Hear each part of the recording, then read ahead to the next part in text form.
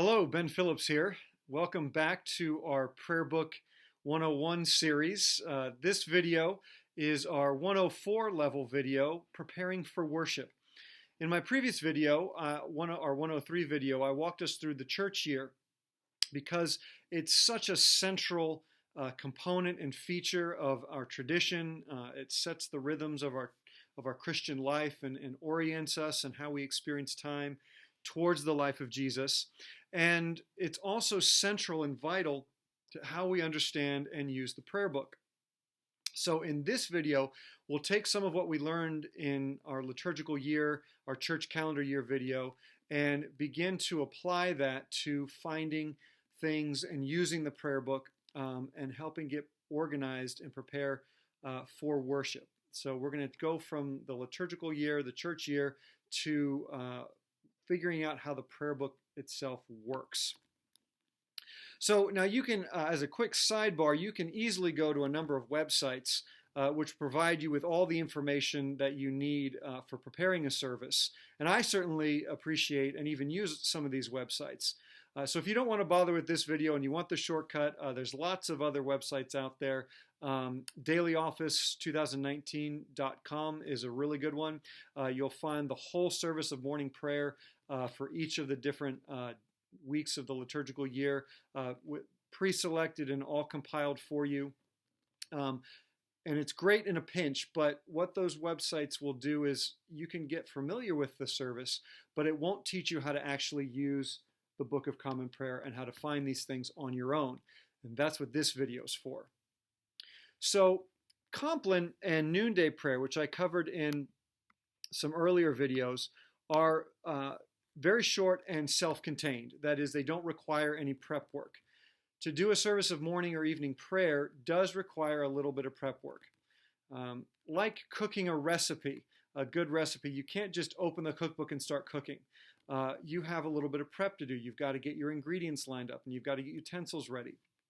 And so services of morning prayer and evening prayer and also Holy Communion or Holy Eucharist are a lot like getting ready to cook.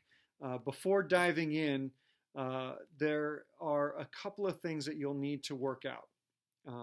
There are essentially three things that you need to work out before doing a service of morning prayer, evening prayer, or Holy Communion. And those three things are the liturgical date, the collect of the day, and the readings for that week or that day. And those readings also include the psalm. So the three things are the liturgical date, the collect of the day, and the lessons or the Bible readings. So let's tackle each of those three prep items now. First, the liturgical date. The prayer book is organized around the church calendar, which is measured by Sundays, starting in Advent, running through Christmas and Epiphany, and then into Lent and Easter, and then through the season of Pentecost, before it starts over again in Advent. So we covered all of this in my previous video, the 103 video. If you skip the 103 video and you're very familiar with the church year, that's fine. Hopefully this will all be familiar to you. So figuring out where you are in the church year is essential to using the prayer book. And so that's why we're starting here. So we are in the season of Easter. Easter was just a couple of weeks ago. Easter Day itself is the first Sunday in the season of Easter. And so that was 3 weeks ago. So this is now the fourth Sunday of Easter. So Easter itself, and then Easter 2, Easter 3, and then Easter 4. So we're in the fourth week of Easter, and that's going to guide all of our decisions from here on out. Now, Easter is a pretty straightforward season. If you recall, there are other seasons in the church year that flex in length, depending on where Easter falls. And so figuring out how these flexible seasons work with the prayer book takes a little more time than we have here. So I've put together another video, a Prayer Book 106 video, which goes into more detail of how to apply the church year to the seasons specifically of Epiphany and Pentecost for those more irregular seasons in the church year. It's also helpful to note that in the prayer book, how the Sundays of the year are abbreviated. Oftentimes you'll see the number and then the season. So for Easter or 3 Easter, or 6 Easter would be how it's designated in the prayer book as an abbreviated form, rather than saying the 4th Sunday of Easter. Okay, so let's move on to the second item, the collect of the day. The collect of the day is, or a collect, is a summary prayer which is assigned to each of the Sundays of the church year or to special holidays or other observances in the church year. The collects are ancient. They go way back into the Western liturgical tradition, as far back as the 4th and 5th and 6th centuries. And so they're a beautiful part of our tradition and of Christian worship. If we're doing a service of morning or evening prayer that falls on a weekday, we would then use the collect for the Sunday preceding. So today is Wednesday, following the 4th Sunday of Easter, so we would use the collect for Easter 4, or for Easter, the 4th Sunday of Easter, for each of those days of the week. So the collects can be found in your prayer book. There's 2 types. There's a traditional or a Rite 1 type, and there's a contemporary or Rite 2 type. The traditional collects can be found starting on page 159, and again, those start with the first Sunday of Advent, which is the beginning of the church year. And then the contemporary or the Rite 2 collects begin on page 211, and those also start with the first Sunday of Advent.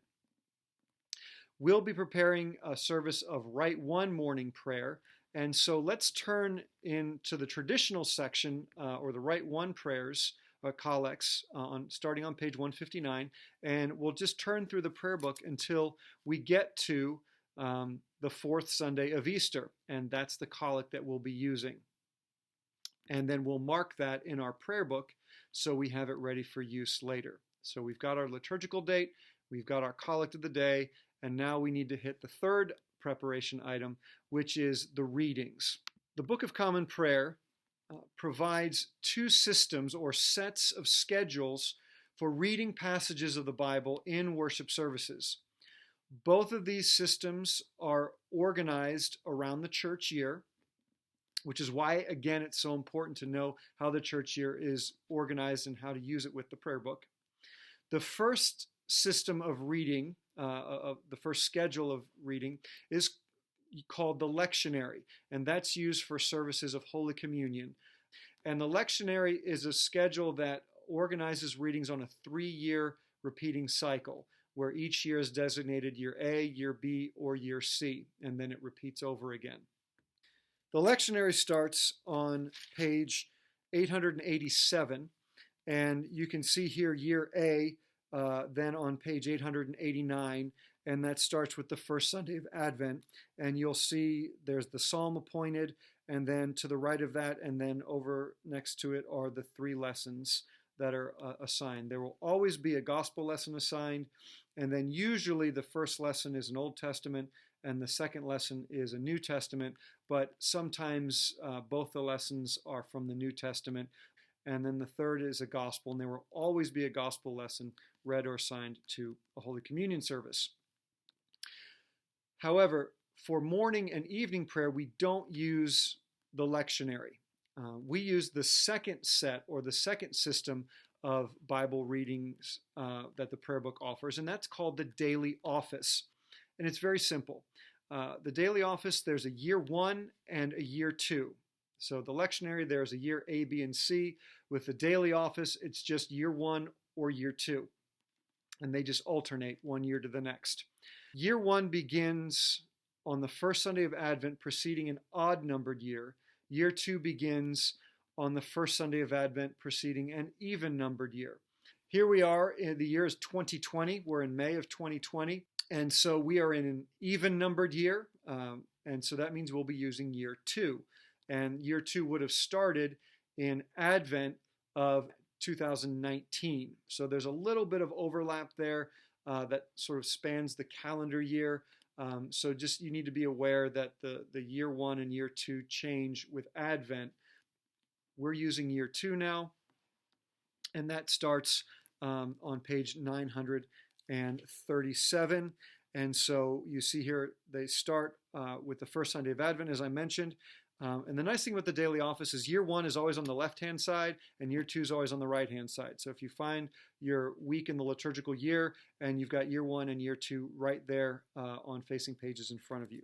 So we are in the 4th Sunday of Easter.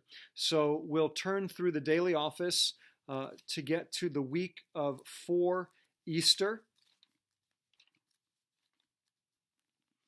And we want the page for year 2, so that'll be on the right-hand side, and in this case, it'll be on page 961.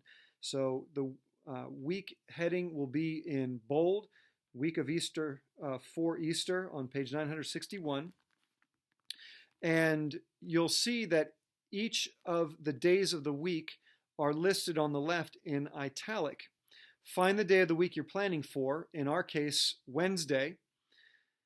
To the right of that day, you'll see 119, verses 49 to 72, and then a 4-dot divider, and then 49 and 53. These are the psalms that are assigned for this day, and they are called the appointed psalm in the liturgy. So that's a specific title for the psalm to be used. So when you get to morning prayer, it will say Psalm Appointed, and that's where you find the Psalm Appointed in the daily office. Or for a service of Holy Communion, you would look up the appointed psalm in the lectionary that I talked about just a few minutes ago. Psalm or psalms that occur first before the 4-dot divider are to be used in the morning, and the psalm or psalms that are listed after the 4-dot divider are to be used in the evening. So in our case, we'll be using Psalm 119, verses 49 to 72, as our psalm appointed for morning prayer. If there are multiple psalms listed, you can select one. You don't have to do all of them. You can choose just to do one. If a psalm appears in brackets, that means it's optional and it can be omitted. If you are trying to go through the entire Psalter as part of your devotions in the daily office, the bracket's telling you that you can omit that one because it'll occur somewhere else in the daily office. Now, note and remember from my earlier video that the prayer book does include all of the Psalms in it, so you don't have to look those up in a different book. The Psalms begin on page 585. So we'll flip over to the Psalter in the prayer book and find Psalm 119. Psalm 119 is actually a very long psalm that's divided up into sections. And we want the section that begins with verse 49, and we find that on page 767. So we're going to mark that in our prayer book. And my prayer book has these handy ribbons in it for marking the book. If your prayer book doesn't have a ribbon, that's okay. You can use a Post-it note or another scrap of paper to mark that in your book for later when you are leading the service. So we'll mark our psalm. And now we want to go back to our page in the daily office to find our readings. Below the psalm, you'll find the Bible lessons, an Old Testament reading, a New Testament reading, and a gospel. You can do 1, 2, or all 3 of them. Sometimes if there are multiple options, they will be marked by a set of asterisks, which indicate that they are intended for morning prayer or evening prayer. But in our case, it's just the basic set of 3 readings. In this case, Exodus chapter 33, a reading from 1 Thessalonians chapter 3, and a reading from Matthew chapter 5. You'll want to look up and determine which readings you want to use and then look them up in your Bible and mark them for later as well. You'll notice that if you look at the other days of the week, that they pick up right where the previous day left off. Thus, if you pray the daily office every day, you'll read through the whole Bible in 2 years. So now, we have all 3 of the main components of our service prepared: the liturgical date, the collect, the psalm, and the lessons that we have to use.